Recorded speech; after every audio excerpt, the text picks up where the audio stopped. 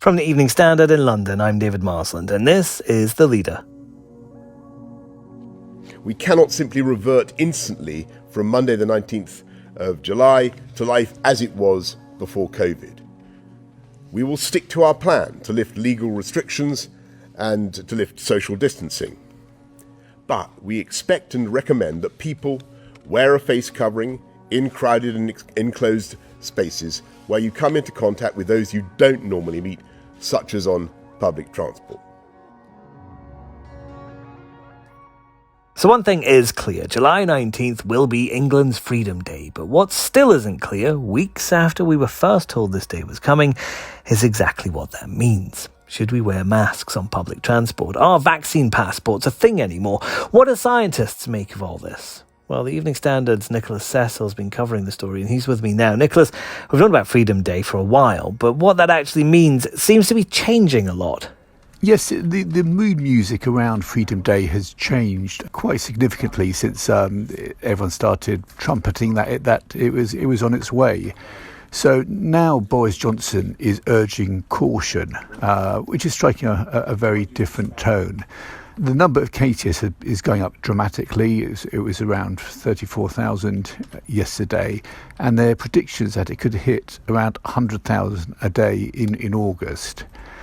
What one scientist this morning, Professor Graham Medley, was even warning that the peak could last 6 weeks. Previously, peaks have been very sharp, that the cases have soared but then come down quickly. So even though if cases don't rise to such high levels as in the first and second wave, this could be quite a difficult summer still ahead. Do we know why there could be this elongated peak then, Nicholas? The reason is very clear on that. That is that there is going to be no lockdown. Previously, the peaks have been brought down by very strict restrictions. These will not be in place, obviously, from July the 19th. All the legal restrictions go. There's also some criticism of the government over the messaging coming out, accusation that there is mixed messaging and that more clarity is needed. This is from scientists as well as from business leaders. In London, for example, Ruth Dustin, she's one of the business chiefs who heads 9 central London business improvement districts. She's saying that a drip approach on getting people back to work is not going to be sufficient to get central London thriving again. Getting people back to work is going to mean a lot of people having to get back on public transport. What's the Mayor of London, Sadiq Khan, saying about this? Well, he has welcomed the government's decision to say that it will issue guidance saying that people should wear face coverings when they use public transport on the tube and buses and so on. That is not a legal requirement, and he is saying that would still be the best approach.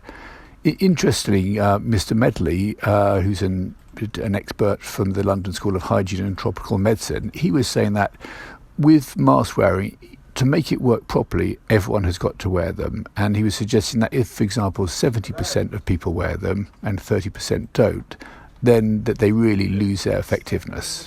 And then we also have what I think is this really interesting issue of nightclub owners saying that they're not going to be asking people to show their COVID vaccine passports, which the government has been urging them to do.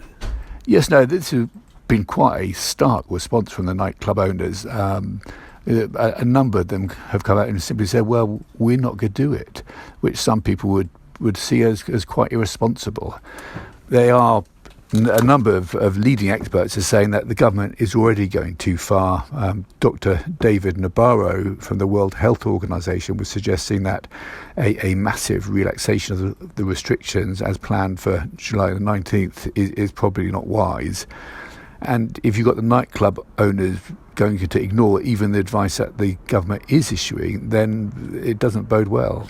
So with these concerns being raised, Nicholas, are we expecting the government to make any changes to what Freedom Day means before July 19th? No, I don't think we're going to get any new legislation, new laws, basically, to keep lockdown restrictions in place. I think the government have made the decision.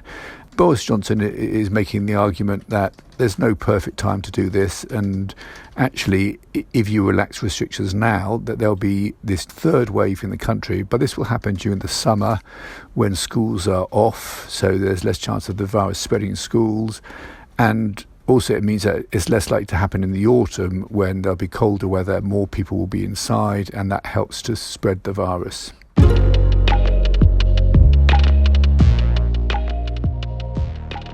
There's more on this story at standard.co.uk. Follow the live blog to keep up to date with breaking news. That's the Leader Podcast. We're back tomorrow at 4 p.m.